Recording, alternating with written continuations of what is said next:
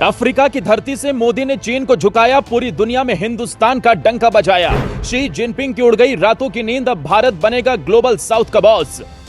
Africa की लाल मिट्टी पर गूंजा भारत का नाम, मोदी के स्वागत में उमड़ा जन सैलाब। निवेश की होगी बरसात, भारत बना अफ्रीका में मोदी मॉडल भरोसे का नाम। चीन के डॉलर जाल को भारत ने तोड़ा, शी जिनपिंग के सामने मोदी का चला मैजिक। अफ्रीका में दिखी भारत की धमक, दिखेगा अब नया युग। जिस धरती पर चीन दशकों से अपने कर्ज के जाल में अफ्रीका को फंसा रहा था, अब उसी धरती से हिंदुस्तान की ऐसी गूंज सुनाई दी है जिसने शी जिनपिंग को भी हैरान कर दिया। मोदी ने अफ्रीका से वो संदेश दिया जिसने बीजिंग की रातों की नींदें उड़ा दी। अफ्रीका की मिट्टी से मोदी ने न सिर्फ वैश्विक राजनीति में एक नया अध्याय लिखा, बल्कि अपने धाकड़ बयान से सबका दिल जीत लिया। मोदी ने इस दौरान यह भी बता दिया कि भारत का लोकतंत्र सबसे मजबूत है और पूरे अफ्रीकी महाद्वीप के लिए प्रेरणा का केंद्र बन चुका है। इसके साथ ही मोदी ने अपना मूल मंत्र भी बताया है। उन्होंने कहा कि सबका साथ, सबका विकास और सबका विश्वास, यही भारत का वैश्विक मॉडल है जो चीन के लिए किसी बड़े झटके से कम नहीं है। दरअसल इन दिनों मोदी 5 देशों की यात्रा पर निकले हैं, लेकिन ये कोई आम दौरा नहीं है। ये एक रणनीतिक अभियान है जिसे चीन के विस्तारवादी राजनीति को काउंटर करने का मास्टर स्ट्रोक माना जा रहा है। बता दें, ग्लोबल साउथ यानी वो देश जो कभी उपनिवेश थे, अब विकास की रफ्तार पकड़ रहे हैं और इनमें अफ्रीका सबसे अहम है। चीन यहाँ अरबों डॉलर खर्च कर चुका है, लेकिन बदले में अफ्रीका को कर्ज के बोझ तले लाद दिया। अब वही अफ्रीका भारत की तरफ उम्मीद से देख रहा है। जब मोदी अफ्रीका पहुंचे तो सिर्फ भाषण नहीं दिया, उन्होंने दिल जीता, भरोसा दिलाया और विजन दिखाया। मोदी जैसे ही घाना पहुंचे, उन्हें वहां के सर्वोच्च नागरिक सम्मान से सम्मानित किया गया। जहां चीन अफ्रीका को खरीदना चाहता है, वहां मोदी ने दोस्ती और विकास की बात की।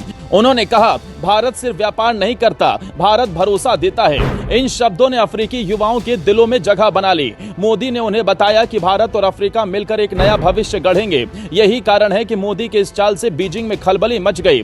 जिनपिंग की सरकार को यह समझ नहीं आ रहा कि मोदी ने कैसे अफ्रीका में भारत का दबदबा बना दिया। ड्रैगन की साजिशों पर पीएम मोदी ने एक झटके में पानी फेर दिया। मोदी की इस यात्रा ने सॉफ्ट पावर डिप्लोमेसी का बेहतरीन उदाहरण पेश किया। ना कोई धमकी, ना कोई कर्ज का लालच, सिर्फ विकास, समानता और साझेदारी की बात की।